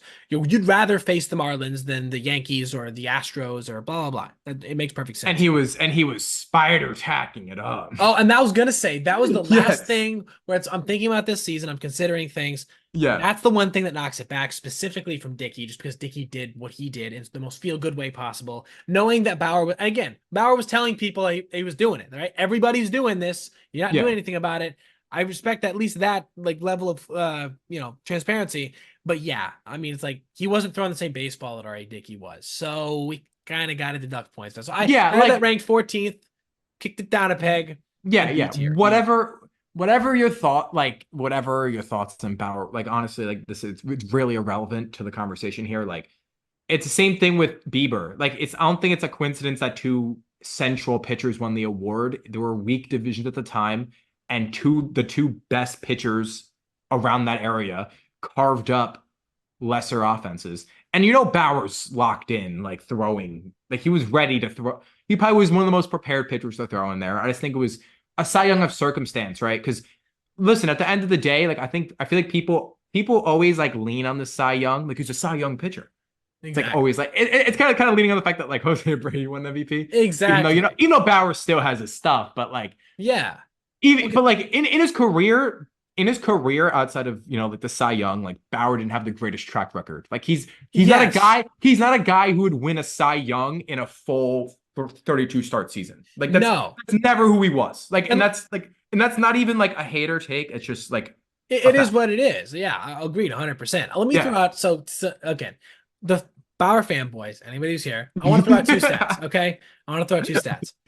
Bauer threw 77 innings. Very impressive. Yes. His stats over 77 innings, believe me, would make him one of the best relief pitchers, because that's what I'm going to compare this season to, right? Yes, of course. It's the same number of innings, roughly speaking. His ERA plus was 284. Whatever, I don't like plus stats. Hear me out, okay? Listen, put on the listening headphones. So, do you know what Zach Britton's ERA plus was in 2016? 600, wasn't it? It was 803. Yeah. 803. So he was about 3 times better. So again, it's like, I'm not disparaging the season that Trevor Bauer had, but and then I got one more for you. Okay, Koji Uehara, 2013 through 74 innings, basically the same thing. 379 ERA plus. Yeah, like, exactly. If we're talking reliever numbers, the truth is that this is a great year, but it's not even like the most groundbreaking year that you could have. So we have to keep that in mind. I want to throw one more too, just because it's fun. Okay. Devin Yeah. Williams had a 279 ERA plus last year. Yeah, like Like no, yeah, like that's the thing. I feel I like sample regardless of the size is whole. that low. I Like, think it's so funny. I just think it's so funny. Like I'm not even gonna comment on the whole whatever his whole whatever with like him yeah, not being yeah. in the league. But I will say this: everyone who the whole the Cy Young pitcher not in the league. Like, dude, he won it over 11 starts. Robbie Ray won it in the next year in like 32 starts, and no one is like Robbie Ray, Cy Young pitcher. Like, I know, right? It reminds stop. me of Just stop, there's bro. a there's a there's a culture around the whole Bauer situation. I won't say too much either, obviously, Yeah, but it's there's a just culture around the whole Bauer situation where it feels like the people who are really rooting for him are a little bit okay. I don't want to say too much, but a little bit on the older side, maybe from a certain realm of the spectrum of so there's two groups in our country. I'll say it that way. They're on this one aisle of the group, yeah. and they might not understand baseball stats the best of any group. That's all I'll say. It's all I'll say. Also, one Dude, last thing about Shane Bieber, 273 ERA plus. you know what I'm saying? I say the same thing about Shane Bieber. Like I wouldn't refer to Shane Bieber as a Cy Young When pitcher we rank these until seasons, he actually did it, right? I would rate exactly. Shane Bieber last on that one too. Exactly. When we do this with the AL, this is just the nature of Shane Bieber is going to be last. But yes, actually, that's Rick Porcello. yeah, No, I was Shane gonna Bieber. say Shane that's so Bieber. funny because Shane Bieber. I'll put. Think about that. I would put Rick Porcello over Shane Bieber. would you rather have Devin Williams or 200 innings pitched? Like maybe I guess Exactly right. maybe like you can make an art whatever. We can talk about And it's that not when we his talk fault, about it. right? And Yeah, yeah, it's not yeah. it's not their fault they pitched in 2020, but like still, Yeah. Oh, the Rick Porcello thing's gonna be such an interesting conversation. that'd be But so funny. regardless, 20, 2021. Corbin Burns, to me, it's one of the It's weaker weird seasons. though. It really is weird because like when I look at this season, I just when I look at this season, I feel like Corbin Burns was kind of seen. Actually, I mean, the voting didn't reflect this, but like, I feel like it was kind of, it felt like he kind of ran away with it, but I think that was more just because I think he started hot. Yeah. Like, maybe that's just the narrative I remember, but like, it really was a really tight race between him and Wheeler. And personally, I would have voted for Wheeler when you look at 167 innings versus 213.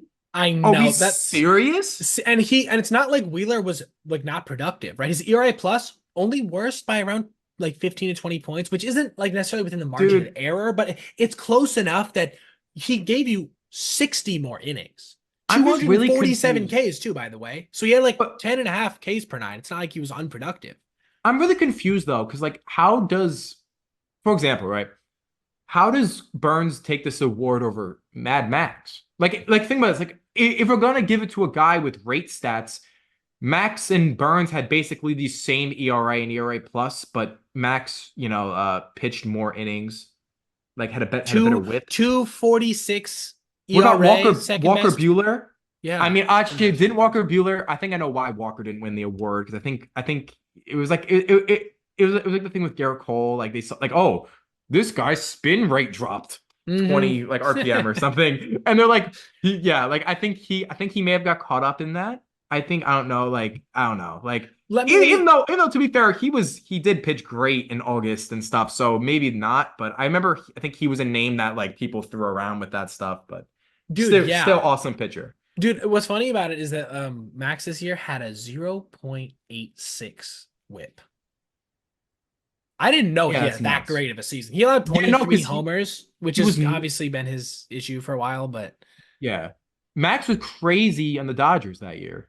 crazy. He had a 214 ERA plus down the Yeah, stretch. I think maybe, but still, like I don't this Cy Young voting I really doesn't make probably would have given it sense to to Wheeler me. personally as well. Yeah, I would have given it to Wheeler with the innings discrepancy between him and the top three. And Like that's yeah. because for me it's like there's two camps, right? It's Wheeler and Bueller and Max and Burns.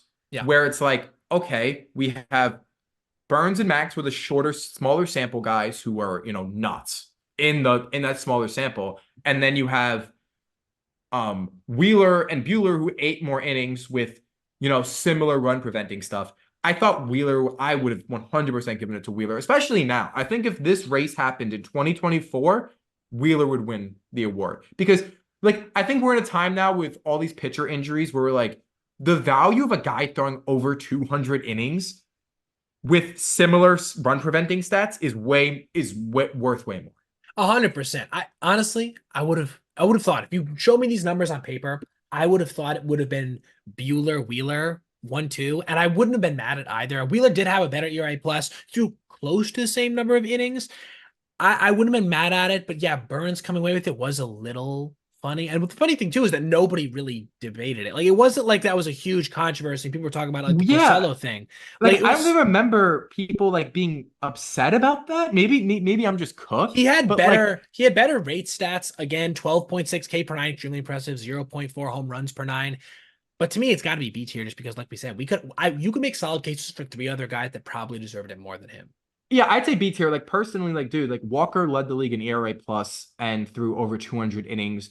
Like for me, like maybe I'm crazy. I'm missing something. I think I would have put if I voted on this, I would have done first place Wheeler, second place Bueller, third place Corbin Burns. Because like because Bueller and Wheeler both had over 200 innings. Wheeler had 213. Corbin Burns barely qualified for the ERA title. I know that's what I'm saying. I would have had Bueller first. What are I we would have had doing? yeah, I'd have had Wheeler second, and then I would have funny enough, I'd have had Scherzer above him just because on a rate basis, Scherzer's stats were better. Like they were a little bit better. So yeah. But So either way, yeah, genuinely so like very like this is a weird one. Like I think it's maybe it's hard for us to look back at it in retrospect, but at the moment, this is like a very weird one. 100%. That could be worth making a video on. Moving on Yeah, to a season that was it like undoubtedly one of the better ones of the last 15 years. especially considering What we just like said. Right? yeah. The endurance factor. Sandy Alcantara from 2022. I called it in my notes the holiday 2010 of the last decade, just because he threw so many more, or I would say over the last 5 years, he threw so many more innings than everybody else. He had 6 complete games, More than Jacob DeGrom's entire career. 228 innings of 2.28 baseball. That's kind of a funny thing too. 228, 2.28, but 180 Yeah. ERA plus over 228 innings is just absolutely nuts. And he had a lot of strikeouts too. He's a ground ball guy predominantly, but 207 Ks, nuts. Mhm. Absolutely crazy. I have this S tier. I agree. And I think looking at the voting, it's really interesting to me that Spencer Strider didn't place in the top 12. Like we just came off a year where a guy barely qualified for the ERA title. Like we had the most dominant season, like a smaller sample, and he didn't even get votes. Like Chris Medlin probably got I think Chris Medlin got votes in 2012, if I'm wrong. Yeah, you You got know, prove me no wrong. votes with an ERA plus of Yeah, 154. he may have got some like down ballot, but only in the first 12, no. But like this was a unanimous Cy Young, and it was 100% deserving. Yes. Six complete games is just unreal. Um, Unreal. looking back at this, what surprises me, even though it shouldn't, because he deserved it, is Max Fried plays second. I don't remember him placing second for Yeah, some I reason. agree. I agree. Because I guess there was no race, right? So it's not Yes. like we were really thinking about like who, there You was know, no doubt who was going to win. I remember, so this was one of the first, so this is when I made, this is the end of the 2022 season is when I first started making content. And I remember like all the award weight races I made like ballots for. And I think when I did it, I obviously had Sandy won. Like I feel like Yeah. you'd have to gaslight yourself to convince So yourself hard. otherwise. Yeah. Unless you wanted to like spin zone your way into like, naturally you couldn't. No, there's nothing. Nothing, Yeah. right? I had Gallon second. That's a fair take. I mean, what's also funny, we talk about numbers again with volume. Reed only threw 185 innings that year. Cy Young Yeah. voters have gotten bizarre. That's what I'm starting to see. To me, okay, hey, listen, I have a take. I think they've overcorrected a little bit when it comes to like now they almost want to be hip and cool. Like, oh, the amount of innings you throw doesn't really matter. We're seeing some of No, these it guys does. get no, it does. Like seriously, it does. I mean, 10 innings is what Gallon threw, roughly speaking, over if I'm getting that correct. I might be wrong. Let me double check that. Okay, threw about the same exact number of innings Mhm. as Max Fried, right? Had roughly similar stats as well, but I probably would have put him above as well. He had better Ks per nine. Is I don't know. We have to appreciate innings pitched as a stat, and they did this season. It's nice to see him get it unanimously, especially coming off of the 2021 weirdness. But yeah, I'd love to see the 2022 method of voting being taken more seriously than the 2021. That's for sure. Like the thing, like it's just so weird to me when you see like the races like 2021 and even 2022 where they actually did get it right with how many innings Sandy threw. Yeah. It's just like I feel like the extra accumulation of outs at was still at an elite run preventing thing, I feel like should trump everything. Yeah. I think especially going forward with how many guys are going down, innings pitched is going to get should get way more importance in these voting things. 100%, dude. All righty. Now, Moving on yeah, to 2023. Where it's do you oh have my that? God, this is such a funny one, man. Seriously, because we were just having the conversation, right? And so we've had this conversation the whole video. We're obviously we value throwing a lot of innings. And the two guys that finished behind Blake Snell threw over 210 innings. So hard to do this in this Yeah, time period, especially yes, staying healthy, right? Because guess what? Gallen and Webb are still throwing in 2024 and have no signs of stopping. Both of them are extremely durable pitchers. But at the end of the day, I really do believe Blake Snell, not only did he deserve it, but I think this was a really good season for him. I wouldn't have it on the upper echelon. I would not have it in S tier, but 234 strikeouts and 180 innings and a 184 ERA plus, that I deserves will. some recognition. Go ahead. I will say this. I will say this. Like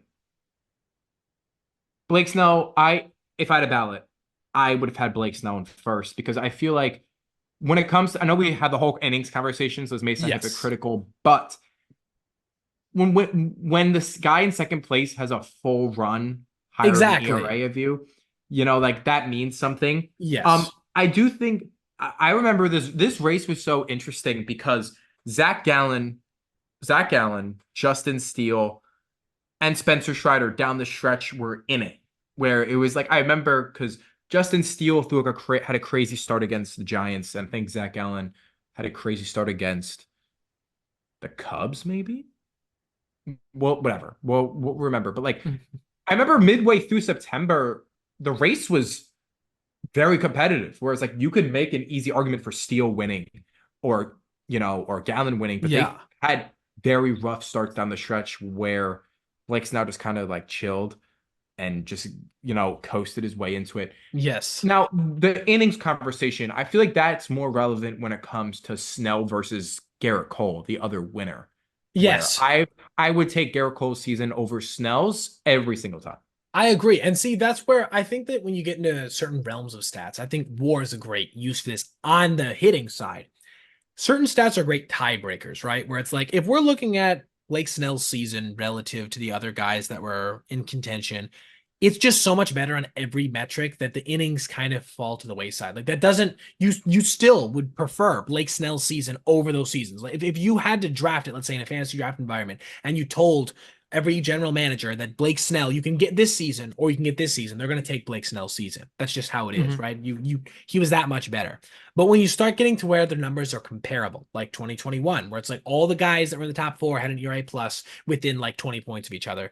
Now we start breaking those ties with things like innings, right? Because it's still that volume matters. And same thing with hitting, right? Where it's like if we're this guy's WAR is 8.2, this guy's WAR is 7.3. The difference is kind of minuscule, but if we're getting down to it, it's like pretty much discernibly everything is the same, but one guy does have a full 1.5 WAR more, then we can maybe start using that Yeah. as like a game breaking stat or like a tie breaking stat. But yeah, to me, I have it in A tier just because the quality was so good, but it's on the threshold of A tier. I could see some people considering it for B tier.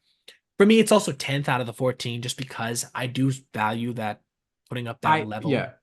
I feel like I may lean towards B, especially because it's aesthetically ugly with all the walks and like Yeah. and stuff. But yeah, so I mean that completes it. Okay. We'll start back. Since I have them ranked, I'll go through them as well after that. But let's start with Yeah, our B tier. For me, it was Trevor Bauer's 2020 was a B yeah, tier. Ari Dickey's 2012 B tier, Corbin Burns B tier, and then Max Scherzer's 2016. All of those in that tier again. Not saying those seasons weren't elite. None of those are bad seasons. They're elite pitching seasons. They won the award. It's just like they're beat by other elite seasons. If you had to draft those again, they're going to be Bingo. lower in that draft. And then for you had Snell's 2023 in the B tier as well. Yes. Exactly. So then we moved to A tier for me. I had Snell. And then we had Jacob deGrom 2019. Both agreed on that. Clayton Kershaw's 2011, also A tier. Mm-hmm. Some people might, again, he won the pitcher and triple crown. Shut up.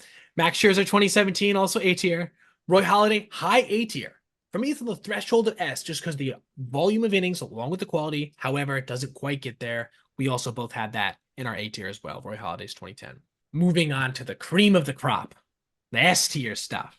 We had Sandy with his 2022 just because it was Holladay's season for that time period, but with better peripherals pretty much in every front. 6 complete games. 6 complete games, more than Jacob deGrom's whole career. Yeah. Kershaw 2013 S tier, because of course it was 236 innings of a 194 ERA plus and 1.83 ERA. Yeah, what are we doing? Come on. Clayton Kershaw 2014. Now, I feel like we've talked about this guy before on this list, but still, better season for me, slightly than last season. Obvious S tier. Again, Jake Arrieta, S tier, maybe the most underrated S tier we're going to talk about today. Yeah. And then Jacob deGrom 2018, like S plus tier, right? If you had a tier above S, that's where Jacob deGrom's 2018 would be. Exactly. Though his WAR was worse. Yeah. Oh, true. Yeah, Nola was better. Nola is the real S tier.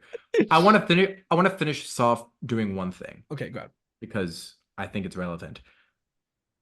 If you had to pick right now, who's winning the 2024 Cy Young each league? Starting NL because it's relevant. I don't know. Give me yours. Okay. Give me yours real quick. Okay, I'll start because I'll give you time to think, and I'll take my time with the picks.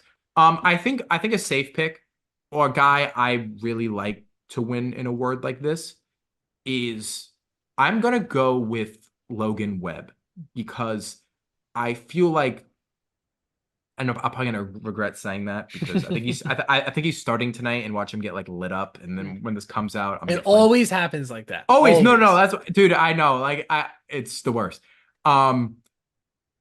I think because if he throws over 200 innings again, especially with this narrative right now with arm injuries and stuff, and he, continues to cruise at like a high 2 or low mid 2, like I think he could win the award. My other pick, which this isn't, I'm not gonna go like I'm not trying to be like hipster in the NL. In the AL, I may go a bit, but I mean Tyler Glasnow, when you just watch him pitch, especially because he seems like he's opening the tank volume wise. He went 7 2 starts ago. He went 8. He's leading all of baseball in innings pitched by 4. Yeah, like I think that's a guy where, I mean, you will see how he maintains the volume. He doesn't have a track record of that. But I mean, if Glasnow starts 30 games, 32 games, and pitches over 180 innings with what he looks like right now, I think it's his award to lose. Yeah, I'm gonna throw out mine for the NL. So at this point in the season, it's hard to like nail down. Of course. But I'm gonna give you 3. I'm gonna give you 3 that I think are gonna be in the top 3 voting, or at least very close. Yeah. So I got if I had to put money on this, I probably would say Zach Wheeler, just because he's having another really good start to a season. I know the record doesn't look good, but who cares about that? No cares.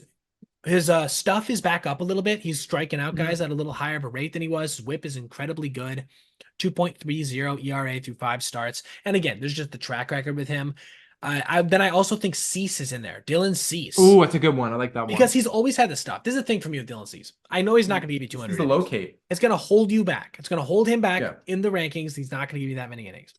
However, I think this season he's unlocked a new realm of potential that could lead him to finally getting to that place we always thought he could be. Because guess what? You know what his walks are right now? They're really low for his standard. Really? Look, 29 2/3 innings, 11 walks. He's also not striking out guys at as crazy a rate, but I have to I have to think that that's intentional. He's not necessarily trying to strike out the world near as much as he used to, and because of that, he's able to locate better. I think that he's going to be a high-ranking guy. And the third guy, of course, is Glass now. But you have to say at this point, right? Just because how dominant he's been over the amount of innings he's pitched is crazy, and he has the best stuff, honestly, of the guys we've mentioned so far. There's really not anybody else I'd say that are in the top five that are capable of throwing 100-mile-per-hour fastballs with curves that have like 6 feet of break. So I would put him in there too. The problem with Glass now, of course, is that I just don't think I can't wrap my head around a full season of what Glass now would look like. I want to believe in it, but yeah, that's going to be a tough one. Now for the AL, I it's have very interesting. the arrow's interesting. I think there's such a safe pick is Corbin Burns. Like he's just done it every year and he looks awesome with Adley and everything, right? And right. That's Then you have a fair. guy like Tarek Skubal, who just had a 9 start stretch that has only been replicated recently by guys like DeGrom in 2021 and Max Scherzer in 2021, and like elite guys like that, where Yeah. he looks unreal.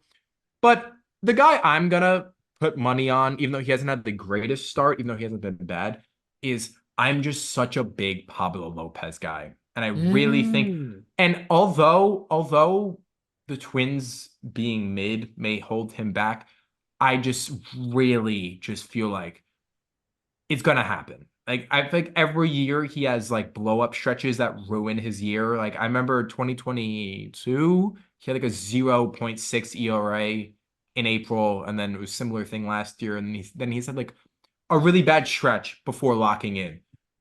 I want to I throw feel like out. Yeah, go ahead. I just I really like Pablo Lopez as like a pitcher, and I feel like he's gonna lock in and have like a really nice stretch, and especially because he eats innings, he strikes out guys. I think he can do that.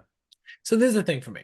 So I believe in Scooble. I think that he's Yeah. gonna. I believe in the stuff, and I also think that he's been around long enough that we can't even really say like, oh, he's gonna have that rookie like downs period. He's gonna have this early career down period. He's been around long enough that I think we're probably past that for him. I'm not saying he couldn't have a slow stretch, but I'm saying it won't be because of that. Burns, I just can't see winning at this point just because his stuff is just not what it once was. I could see him throwing up a 2.76 as he's pitched so far, but I don't think that's going to be necessarily enough with some of these guys that are coming up behind him. A guy that I want to shout out so far this season, I don't think he's going to end up winning it, but is Jose Barrios, who's allowed 3 earned runs Um, in 31 and 2/3 innings. dude, I know I'm gonna cut you off, but he's really interesting because he will be there all 32 starts. And I think that's gonna Every time. matter. I think that's going to matter this year. Like, I really think like in 2021, the sticky stuff was like the narrative, and we've gotten narratives year over year, but I really think the narrative this year is going to be innings pitched. A hundred I percent. because I think with all the Tommy John talk, a guy who leads the league in innings pitched with like a good ERA is going to get the award, and I think that's a very like hipster. I think that's a sneaky pick that could happen. Yes. And you know what? I'm going to throw out one more name, though. I have not seen a pitcher who looks more like Clayton Kershaw than Reed Mm, Detmers this season. mm, I know that he throws a sinker. I know that Detmers was a little harder than Kershaw does, but this that you can't ignore big looping curveball, sharp mhm. slider from the left side, and the dude locates it. He had a great start to his season with first 4 starts. Last start, which actually I was there for yesterday, by the way, but was not as Oh, good. you were, dude. Yeah, I was Sorry, I there. watched that game. Yeah, it was pretty good. I mean, he had some lulls. Obviously, it didn't wasn't the He best threw final seven though. stat line, He threw 7 innings. and that's the thing that for That's what we me need. could end up separating him. Again, if I had to like put money down, I probably would be Scooble, Burns, Barrios, just because of all the things we lined out. Barrios Also, is a sneaky pick, man. and I think Barrios has more potential than he's shown. There used to be a time where people were calling him like the one pitcher for the Twins, and he was going to be that guy going forward. Kind of fell off a little bit. So I think he still has that talent. But I'm telling you, watch Reed Detmers because the thing is, when he's on, nobody's hitting him hard, right? Yeah. Disproportionate to these other guys. And he still has that strikeout stuff. He's one of those rare guys who can get a 50% ground ball rate and strike out 9 per 9. So yeah, I would throw that in there as well. But good. Before we finish, I'm gonna throw one more name out, Okay, just good. because like you got hipster, so I'm gonna get a bit I'm gonna get a bit trendy. Um, listen, although it's a bit this may sound crazy, but he's off to a hot start, and I just love his fastball and his splitter. Bryce Miller's low-key a dog, and I feel like we get these talk about, get the Luis Castillo talk, and we get the George Kirby talk, but this guy's a problem. I'm not He gonna say he's gonna is. win I'm not gonna say he's gonna win Cy Young. I'm not saying that, but I think he could have a nice. I think he can carve out a nice placing for himself in like a breakout season. Well, and I want to throw out a guy who's actually somewhat similar to him, funny enough, which is Logan Gilbert with his 2.33 Yeah, ERA so far. dude, And that he's had, rotation's crazy. yeah, and honestly, like if you wanted a dark horse pick, which honestly would probably shouldn't be as much of a dark horse as it probably is at this point, I Yeah, would say Logan Gilbert, who has some of the maybe top 5 to 10 nastiest stuff for a starter in the big leagues and has size and everything too, to the point where I could see Logan Gilbert throwing 200 innings at a 2.5, 2.7 ERA. So yeah, one narrative also that I want to bring up, which is that you kind of touched on it, which is the injury thing, is that this is the year to win it when Garrett Cole isn't doing his thing, right? Next year hmm he might come back and throw 220 innings. I don't know how the injury is going to affect him, but next year he might come back throw 220 innings of his normal thing, and it might be his award to win again. But it reminds me of Shohei in the NL, where it's like it's wide open this season specifically because yeah, we don't have those guys out exactly, there in that way. exactly, Obviously, exactly, man. Otani takes a break from being a top And he's the five best pitcher in hitter this in the, league. and now he's like the best hitter. He's bang, and that now he's like, oh, by the way, guys, I don't swing and miss anymore. Yeah, dude, he just gets better year over year. I think okay. Let's do our mandatory Shohei gloating for a second. Okay, Yeah. Oh, I love it. I have to just mention the fact that Shohei Otani, by the way, 5 homers, 5 stolen bases first month of the year. By the way, just throwing this out there, Ellie De La Cruz right now has double-digit stolen bases. He has 6 homers. If he goes on a hot streak with homers, he could have the first 10-10 month open the year in MLB history. Dude, we have a level of talent right Just now, saying. dude. Just I want saying. to throw out William Contreras. Dude, okay, I Dude, love having yeah, stats up. yeah, yeah. William Contreras, dude, 349 through the first season, had an amazing year last year. Yeah, honestly, you could go on and on. The He talent in could. baseball right now, I We're in a think good place. has reached a Dude, pinnacle. Like it we're in really such a great has. place. But like it's almost to a fault because like you have these guys who like kind of get like forgotten because everyone's so talented. It reminds me of Josh Naylor, which you laid out. I mean, he's 1,000 OPS. Has But it's anybody like been talking about Josh Naylor's 1,000 OPS? Not yeah, no. necessarily. Exactly. Baseball's more of the story. Baseball's awesome. Also, I want to say for the haters out there who are saying Ellie De La Cruz is a terrible baseball player and he's only ever going to bat 200, he has 1,000 OPS right now. So, hey, I'm not saying he's going to have 1,000 OPS, but if he doesn't have around an 800 by the end of the year, I'll be very surprised. Yeah, dude, if he's above league average as a hitter, he's an awesome player this year. Yeah, come on, man. Come on. Everyone's gotta hate so much, dude. I don't CJ Yeah, Abrams, by the way. dog. Contrarian culture in baseball has to stop. It's the worst. Seriously, man. Come on. It's the All worst. right. All right, dude. I mean, that was our full breakdown of the list. I'm very happy with how I'm very it's happy turned too. out. I loved it. I had a lot of fun, and I think we definitely I mean I think it's really fun doing something with pitchers. I Yes. feel like we forget how many guys were just battling for that award over the years. 100%, dude. All right. Yeah, we'll probably be doing something similar until we've gotten all the big ones knocked out. Maybe we'll end up Yep. doing Rookie of the Year. We'll see. Yeah. That Yeah. one's a little, little That's a terrible controversial, but one.